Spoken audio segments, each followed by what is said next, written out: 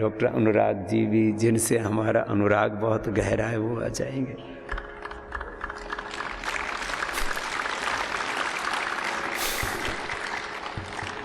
मुझे बहुत लोगों ने कहा और कुछ पहुंच नहीं पाते हैं, बोल नहीं पाते, बोले बाबा जी ये कार्यक्रम बड़ा जोरदार हो रहा है, सन्यासी और साइंटिस्ट का जो संगम हो गया है तो इससे बड़ा जोरदार मामला हो गया है। साइंस का, सनातन का, योग ज्ञान का, विज्ञान का जो ये संगम हो गया है ना, कपालभाति अनुलोम विलोम करो, ये बहुत जरूरी है। और एक बात पूरी कर देता हूँ, I am responsible for my problems, for my disease, for my pains. मेरे जीवन में रोग, दुख और जो भी मेरी दुर्दशा, मेरे जीवन में जो भी दुर्विचार, दुर्गुण, दोष, दुर्बलताएं, दुर्भावनाएं, उनके लिए मैं जिम्मेदार हूँ। हम अपने आप को उभारें। उद्धरेत आत्मना आत्मानम आत्मना साधयते आत्मसंयम। मेरे रोग और दुखों का कारण घर परिवार, ये समाज, ये राजनीति, ये इधर उधर के लोग हैं, ये फालतू की बातें हैं। तुम अपने आप को उभारो योग से, योग से, यज्ञ से, आयुर्वेद की जड़ी बूटियों से, पंचकर्मा षटकर्मा से, पंचमहाभूत चिकित्सा से, उपवास से, उपासना से, मेडिकेटेड वाटर, मेडिकेटेड फूड से अपने आप को इतना उभार लो कि तुम इतने बड़े योगी बन जाओ। रोगी से क्या बनना है? योगी, निरोगी। और फिर इतने बड़े उपयोगी बन जाओ तुम संसार में कि सब लोग तुम्हारा अनुकरण करें, तुम्हारे जैसा बनना चाहें। यही है योग धर्म और सनातन धर्म की विश्व विजय की यात्रा, विश्व विजय की प्रतिष्ठा। कपालभाति करो लय के साथ।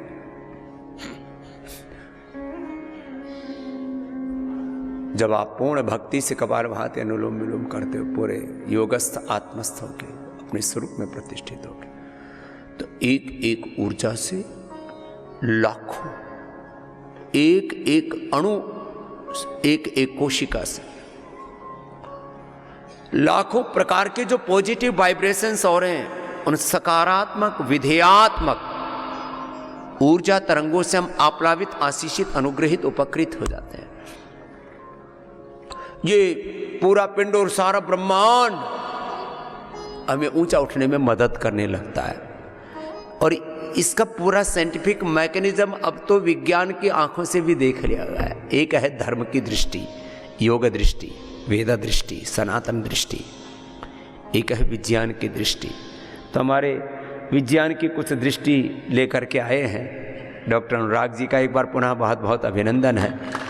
ज्ञान विज्ञान का संगम, सनातन का और साइंस का संगम, अभ्युदय निश्रेयस योग कर्म योग निवृत्ति प्रवृत्ति का, संस्कृति और समृद्धि का जो संगम है, वही तो पतंजलि योगपीठ। डॉक्टर हमारे अनुराग जी कुछ कह रहे हैं। ओम जी, स्वामी जी प्रणाम। आप सभी को भी मेरा प्रणाम। स्वामी जी, लास्ट टाइम हम बात किए थे उपवास के बारे में, और आपने कहा था कि हम उसके बारे में और विस्तार से चर्चा करेंगे।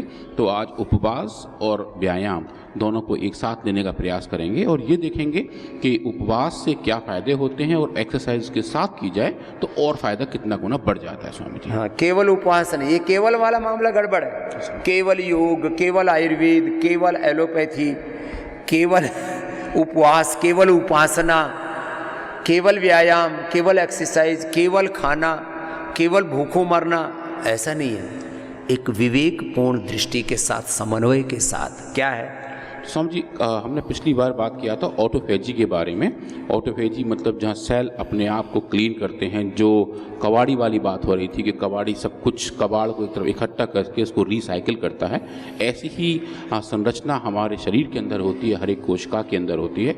जो काम की चीज़ नहीं है, जो ख़राब चीज़ हैं, उन्हें हमारा शरीर, हमारी कोशिकाएँ एक जगह इकट्ठा करके उनको रिसाइकिल करना शुरू कर देती हैं। वो जो ऑटोफेजी है स्वामी जी, उस ऑटोफेजी के इस्तेमाल से बहुत सारे हमारे बॉडी के फंक्शन कंट्रोल होते हैं। और फास्टिंग के दौरान ऑटोफेजी का इंडक्शन होता है, जिससे कि हमारा शरीर थोड़ा सा स्वस्थ ज़्यादा हो जाता है स्वामी जी। अब क्वेरी ये आता है कि हम ऑटोफेजी को और इंड्यूस कैसे कर सकते हैं। एक तो कैलोरी रेस्ट्रिक्शन है, हम फास्टिंग करें, उपवास करें, लंबे वाले उपवास करें। दूसरा होता है स्वामी जी हम एक्सरसाइज करें, और तीसरा होता है कुछ ऐसी दवा खाएं जो ये इंड्यूस करता हो, और चौथा होता है कि अगर हमें भगवान ने जेनेटिकली ऐसा बनाया हुआ है तो उसका भी काफ़ी फ़ायदा हो जाता है। तो ये तो बैकग्राउंड रहता है कि ऑटोफेजी इंड्यूस कैसे हो सकती है, अच्छे एक्सरसाइज से, अच्छे खान पान से और अच्छे खाने के बीच के गैप से स्वामी जी ऑटोफेजी इंड्यूस हो। खाना पीना और उसके बीच का एक गैप, हर एक चीज़ की एक महिमा है। जीवन के हर छोटे छोटे घटक की, छोटे छोटे तत्वों की, खाना कितना, कैसा, वात पित्त कफ अपनी प्रकृति के अनुकूल, रित भूख हित भूख मित भूख, फिर उसमें गैप कितना होना चाहिए, कितनी बार चबा चबा के खाना चाहिए, किसको कैसा खाना चाहिए। तो पागलपन कैसे ठीक होता है शरीर का, बताओ आप, उपवास और उपासना से। तो स्वामी जी उपवास से, ऑटोफेजी से हमारे बहुत सारे फंक्शंस अच्छे होते हैं, मेमोरी अच्छी होती है, ब्रेन अच्छा हो जाता है, मसल की मेंटेनेंस अच्छी होती है, इम्यूनिटी बढ़ जाती है, सेलुलर होम्योस्टेसिस अच्छा हो जाता है, इन्फ्लेमेशन का बैलेंस हो जाता है। तो ये तो स्वामी जी सब बात नोन है और लास्ट टाइम हम बात भी किए थे। पर स्वामी जी आज हम जो थोड़ा बात करेंगे वो कार्डियक हेल्थ के बारे में बात करेंगे। जो हमारा हार्ट है उसमें एजिंग कैसे होती है और एजिंग के कारक क्या हैं और क्या उपवास करने से उन कारणों पे काबू पाया जा सकता है। तो स्वामी जी अभी जो स्क्रीन पे देख रहे हैं, मैं थोड़ा जूम करके दिखाऊंगा इस बार, मैं थोड़ा सा इसमें स्वामी जी सॉफ्टवेयर नया लगाया हूँ। ये नॉर्मल हार्ट है जो भी स्क्रीन पे दिखाई दे रहा है, जिसके अंदर सब कुछ नॉर्मल है। और जो आप राइट हैंड साइड में देख रहे हैं स्वामी जी, ये एजिंग हार्ट है। और ये जो आप जूम में यहाँ कर पा रहा हूँ, जो अलग अलग आपको उम्र के साथ हार्ट में जो खराब चेंजेस आते हैं, हाँ स्वामी जी वो क्या है? हाँ, वो जो चेंजेस हैं उसकी वजह से हाइपरट्रॉफी होती है, फाइब्रोसिस हो जाती है, ऑक्सीडेटिव स्ट्रेस बढ़ जाता है, माइटोकॉन्ड्रिया का काम करना थोड़ा स्लो हो जाता है और इन्फ्लेमेशन आ जाता है। तो उसकी वजह से पंपिंग स्वामी थोड़ी सी कम हो जाती है। और इसका कारण क्या है, वो नीचे दिख रहा है स्वामी जी यहाँ पे। ये जो ट्यूब देख रहे हैं ये हमारी हार्ट की लंग ट्यूब है, मतलब यंग ट्यूब है, जो जवान है, जो स्वस्थ है। उसके अंदर अगर आप देखेंगे इसके स्वामी जी 3 बड़े बड़े हिस्से होते हैं। अगर हम काट के देखें तो एक का नाम है इंटीमा, दूसरा है मीडिया और तीसरा है एडवेंशिया। तो ये जो तीनों हिस्से हैं बिल्कुल अच्छे तरीके से बने हुए हैं, जो आप यंग में दिखाई दे रहे हैं। जैसे जैसे उम्र बढ़ती है वैसे वैसे स्वामी जी इनका जो आपस में रेशियो है, जो संरचना है, वो खराब होनी शुरू हो जाती है और ट्यूब का डायमीटर, जो अंदर का व्यास है, वो कम हो जाता है, जिसकी वजह से ब्लड प्रेशर पैदा हो जाते हैं। और वो जो है स्वामी जी इसका ही मेन कारण है कि कार्डियक एजिंग शुरू हो जाती है। और ऐसा क्यों हो रहा होता है, इसका स्वामी जी कोइंसिडेंस ये है कि जैसे जैसे उम्र हमारी कम होती है वैसे वैसे ऑटोफेजी ज़्यादा हो रही होती है, और जैसे जैसे उम्र बढ़ती जाती है ऑटोफेजी का लेवल भी कम होता जाता है। तो बेसिकली जो कबाड़ को दोबारा, कबाड़ से जो आप कहते हैं कबाड़ से जुगाड़, वो वाला जो काम है वो थोड़ा थोड़ा उम्र के साथ कम होता जाता है और हमारा हार्ट उतनी जल्दी वीक होना शुरू हो जाता है। तो अगर जब हमें पता है कि ये पूरा प्रोसेस अगर कम हो रहा है, ये इंटरनल हाइजीन, आंतरिक शुद्धि, अंदर का शुद्धिकरण, अंदर का सशक्तिकरण, अंदर का शक्तियों का जागरण कम हो गया, ऊर्जा का, एनर्जी का फ्लो अंदर से अव्यवस्थित हो गया, तो ये फिर एजिंग हार्ट है, माने रोगी हार्ट हो जाता है। रोगी हार्ट है स्वामी, और उसको फिर उस तरीके से काबू किया जा सकता है। तो स्वामी जी अगर हम लाइफस्टाइल मॉडिफाई करते हैं, फास्टिंग शुरू कर देते हैं, एक्सरसाइज करनी शुरू कर देते हैं, या ऐसा खाना खाना शुरू कर देते हैं जो डाइट को मिमिक करता हो पर जो डाइट ना हो, जैसे Swami ji high fibre food, अच्छे क्वालिटी के मिलेट्स, जो पेट तो भर देते हैं, तो भूख थोड़ी कम हो जाती है पर वो वास्तव में उनके अंदर कैलोरी इंटेक्स कम होते हैं। तो इसलिए हम कहते हैं केवल दवा से ठीक नहीं होगा, केवल योग से ठीक नहीं, कम से कम 14 से 16 घंटे का उपवास। अब जो हार्ट के रोगी हैं उनको शाम को 6-7 बजे से पहले खा लेना चाहिए, अगले दिन फिर उनको 10 से 12 के बीच ही खाना चाहिए। ये करीब 14 घंटे का गैप रखो, तो अंदर से फिर वो योग पूरा काम करेगा। आयुर्वेद की दवा भी, जो कार्डियोग्रिट, हृदयामृत, अर्जुन की छाल, दालचीनी आप पी रहे हो, लौकी कल्प और जो फ्रूट डाइट पर आपको रखते, मैं कहता हूँ 2 महीने में आप हार्ट डिजीज रिवर्स कर सकते हो। तो उसका साइंटिफिक अंदर का मैकेनिज्म क्या वो बता रहे हैं डॉक्टर साहब। तो समझ उसके साथ जो हम देखते हैं कि ऑटोफेजी इंड्यूस होती है और उससे कार्डियोवैस्कुलर एजिंग कम हो जाती है। तो समझिए जो एजिंग कम हो रही होती है उसके 2 कारण रहे, एक तो सेल के लेवल पे, मॉलिक्यूल के लेवल पे, और दूसरा स्वामी जी हमारे ऑर्गन के लेवल पे, टिश्यू के लेवल पे।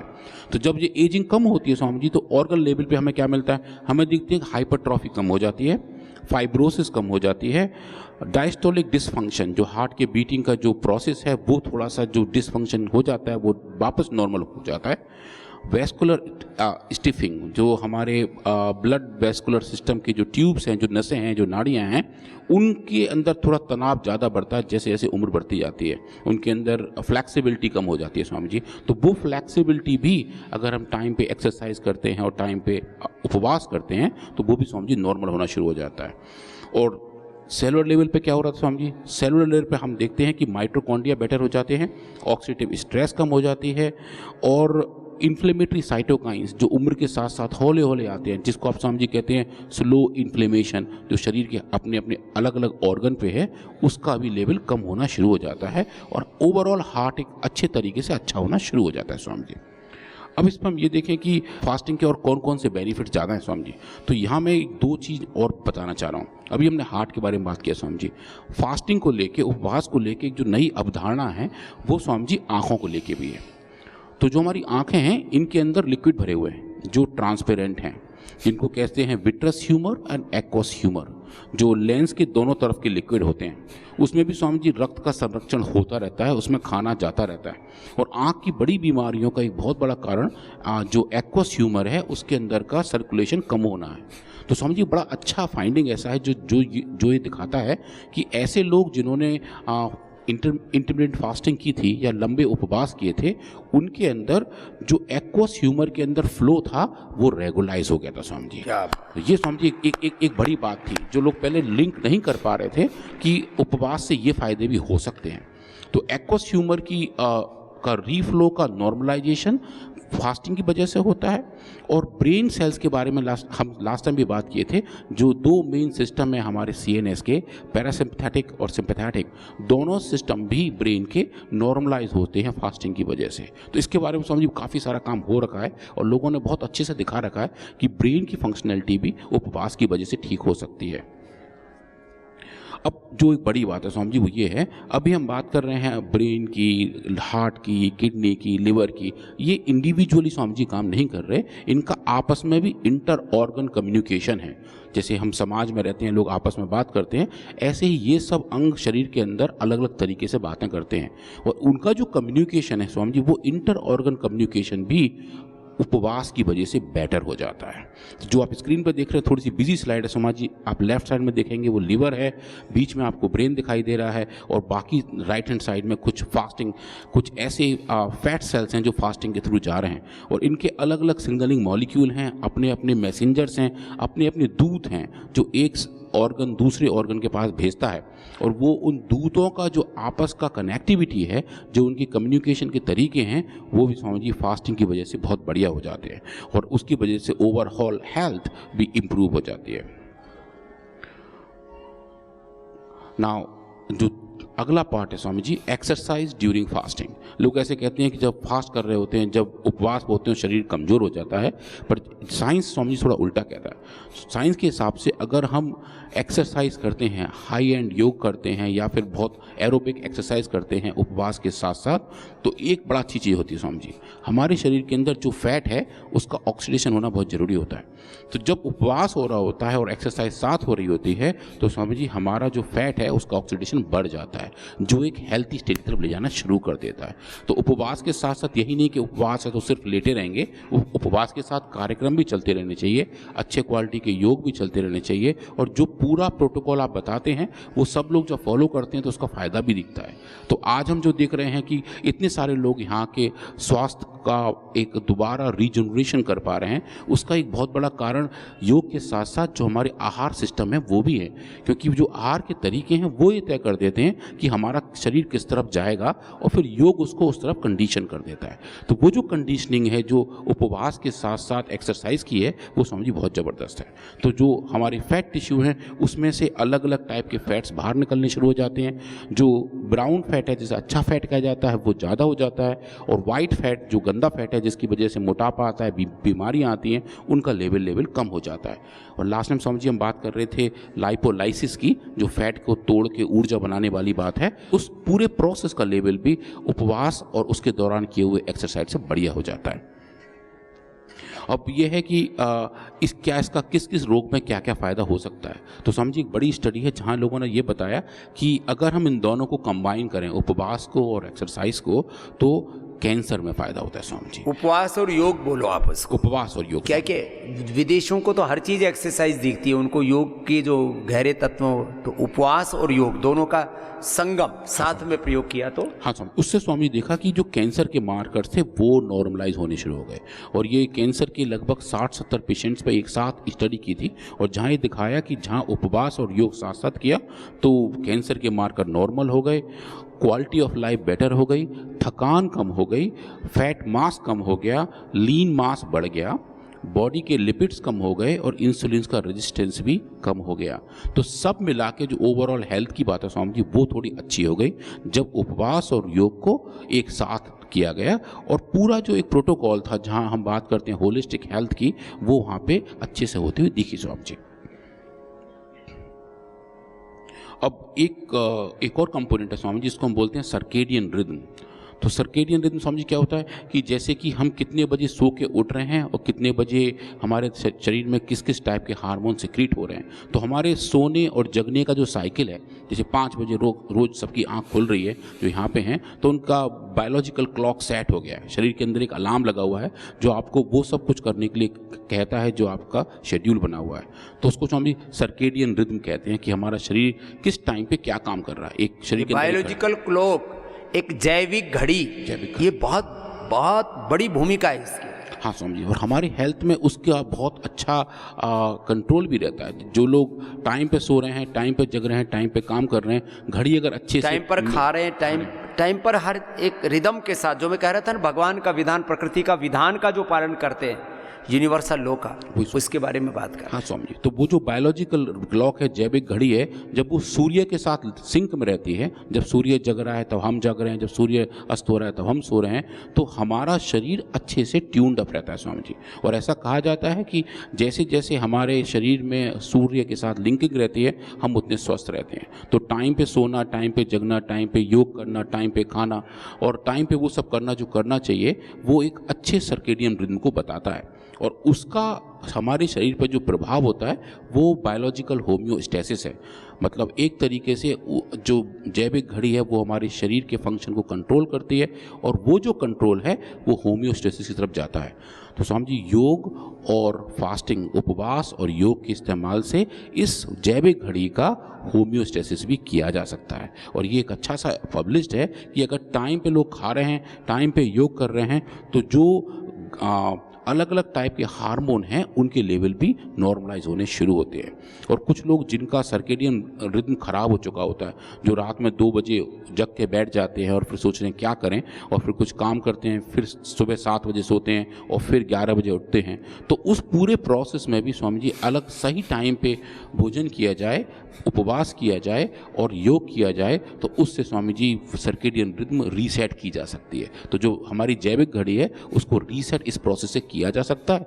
और अलग अलग टाइप के हार्मोन, जो खाने के हार्मोन है, जो भूख के हार्मोन है, ग्रेनिन और लेप्टिन, दोनों हार्मोन के आपस के अनुपात, मेलेटोनिन का लेवल जो हमें सुलाता है जिसकी वजह से नींद आती है, और इंसुलिन के लेवल जो हमारे शुगर सेंसिटिविटी को बताता है, और कॉर्टिसोल जो हमारे स्ट्रेस को बता रहा होता है। तो इन सब का लेवल अलग अलग तरीके से कंट्रोल किया जा सकता है जब हम टाइम पे उपवास करते हैं और उसके टाइम पर ही योग कर रहे होते हैं स्वामी जी। अब स्वामी जी, हम खाली बात करें योग की, खाली बात करें फिजिकल एक्टिविटी की, तो अगर हम ये देखें कि जो नॉर्मल सेडेंट्री लाइफ स्टाइल है, जो एक तरफ बैठ के जो लोग काम करते हैं, जिनका काम कुर्सी पे बैठ के काम करने वाला होता है, तो उसमें बहुत कुछ ऐसा हो जाता है जो लीवर को परेशान करता है, किडनी को परेशान करता है, और इंसुलिन का रेजिस्टेंस आना शुरू होता है। कुछ ऐसे प्रयोग स्वामी जी हमने अपने लैब में भी किए, जहाँ चूहों को हमने कुछ ऐसी लाइफस्टाइल दी जहाँ उनके पास भागा दौड़ी कम थी, तो उनके अंदर इंसुलिन का रेजिस्टेंस पैदा हो गया। मतलब कि अगर ज़्यादा भी इंसुलिन देते हैं तो प्रभाव नहीं आ रहा था। तो माने जानवर भी आलसी हो जाएं तो वो भी बीमार हो जाएंगे, हो जाएंगे स्वामी जी, और वो हो भी जाते हैं एनिमल्स में। हाँ स्वामी जी, उनको जब हम एनिमल्स को बांध दो, चूहे से लेके गाय भैंसों में, जो भी ये शेर में, हाथी में जो बीमारियां आती हैं ना, जिनको पालतू बना लेते हैं ना, वहीं पर, और उनको उनके जो एक नैसर्गिक उनका जीवन चक्र उस वो बाधित हो जाता है, तो रोगी हो जाता है। स्वामी जी, जितने बड़े एक्सपेरिमेंटल एनिमल हैं, जैसे अगर हम कुत्तों पे काम करते हैं, अभी हम यहाँ नहीं करते हैं, पर जो कुत्तों की रिसर्च लैब है उनमें स्वामी जी बाकायदा उनके लिए रनिंग ट्रैक बनाए जाते हैं। हाँ। आप लैब में रख रहे हैं उनको, पर उनको भागने के लिए जगह देते हैं, तो वो एक बहुत विराट इलाका उनके लिए बनाते हैं। जब हम अपने लैब में काम करते हैं रैबिट्स के ऊपर, तो स्वामी जी बाकायदा एक रैबिट केज होता है जो उनको भागने के लिए अलग से दिया जाता है, वरना उनके अंदर बीमारियां आनी शुरू हो जाती हैं। उनका जो नैसर्गिक तरीका है जीने का वो भी कम होना शुरू हो जाता है। जितना जीव बड़ा उतना उसको उसके नियम और अनुशासन भी हाँ, उतने उतने जरूरी हैं स्वामी, बड़े हो बिल्कुल जाते जरूरी हैं। है। पर स्वामी जी, हमने चूहों को देखा, जब हमने इनको एक्सरसाइज कराया, जब उनको ट्रेडमिल पर दौड़ाया, तो ट्रेडमिल पर दौड़ने के बाद, हमारे पास चूहे का ट्रेडमिल है स्वामी जी, और वो बड़ा अच्छे से दौड़ते भी हैं। एक बार में 6 चूहे ट्रेडमिल पर भागते हैं, और जब नहीं भागते हैं तो उनको भगाया भी जाता है, वो भी उनके अलग अलग तरीके हैं। पर लेकिन जब उनको हमने एक्सरसाइज कराया, एक फिजिकल एक्टिविटी कराई, तो देखा स्वामी जी उनके अंदर इंसुलिन का सेंसिटाइजेशन कम हो गया था। कम डोज ऑफ इंसुलिन से वो रेस्पॉन्स आ रहा था जो हाई डोज से आ रहा था। तो मतलब कि उनका जो लिवर था, जो उनका बॉडी मास था, वो नॉर्मलाइजेशन की तरफ जाना शुरू हो गया था। तो योग का, एक्सरसाइज का, फास्टिंग का स्वामी जी एक कंबाइंड जो इफेक्ट है, वो स्वस्थ शरीर की तरफ और स्वस्थ जीवन की पद्धति की तरफ जाने की तरफ हमें लेकर जाता है।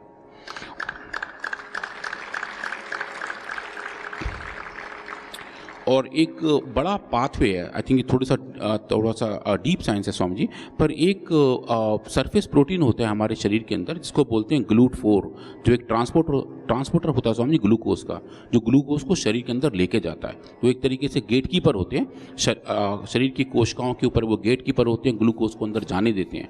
तो उनका जो लेवल है वो स्वामी जी अलग अलग बीमारियों में बढ़ता है। डायबिटीज़ में स्पेसिफिकली वो मॉडिफाई हो जाते हैं। जब योग किया जाता है और साथ साथ उपवास भी किया जाता है, तो स्वामी जी इनका लेवल भी मॉडिफाई होता है। तो जो ग्लूकोज का मेटाबॉलिज्म है, जो ग्लूकोज का होम्योस्टेसिस है स्वामी जी, वो भी रेगुलेट होना शुरू हो जाता है जब हम अच्छे तरीके से उपवास करते हैं और उतने ही अच्छे तरीके से योग करते हैं। तो इन कंक्लूजन अगर हम इसको देखें स्वामी जी, थोड़ी बिजी स्लाइड है, तो ये स्वामी जी इंटरमीडिएट फास्टिंग का है, जहाँ पूरा न्यूरोजेनेसिस, माइक्रोआरएनए चेंजेस और स्टेम सेल्स का रीजनरेशन और एक्सोनल रीजनरेशन, जो हमारे ब्रेन के न्यूरॉन्स है उनके बाहर जो कोटिंग है उसका भी रीजनरेशन इंटरमीडिएट फास्टिंग करता है। इधर हम जो देख रहे हैं वो फिक्स मील डाइटिंग है कि कब किस टाइम पे कितना खा रहे हैं, जो भी उपवास का एक और तरीका है। उसमें स्वामी जी बीटा सेल्स का रीजनरेशन, स्टेम सेल्स का रीमोडिफिकेशन और ऑटो इम्यूनिटी फैक्टर, और जो तीसरा वाला तरीका है फास्टिंग का, जहाँ लंबी वाली फास्टिंग की जाती है स्वामी जी, उसमें लैप्टिन और ग्रेलिन का आपस का अनुपात, माइटोकॉन्ड्रियल फंक्शन और ऑटोफेजी, इन सब का कॉम्बिनेशन, साथ के साथ स्वामी जी जो आज बड़ी बात आ रही है गट माइक्रोबायोटा के बारे में, कि जो हमारे पेट के अंदर अच्छे वाले बैक्टीरिया हैं जो ये तय करते हैं कि हमारा स्वास्थ्य किस तरफ जा सकता है। जो आज कहते हैं कि गट इज़ न्यू ब्रेन, कि जो आंतों के अंदर का सामान है वो बिल्कुल ब्रेन की तरह काम कर रहा होता है, पूरे शरीर को गाइड करता है। तो उस गट माइक्रोबायोटा का भी लेवल फास्टिंग से, उस गट माइक्रोबायोटा का लेवल उपवास से और योग से मॉडिफाई होता है स्वामी जी। तो आज के लिए स्वामी जी इतना ही।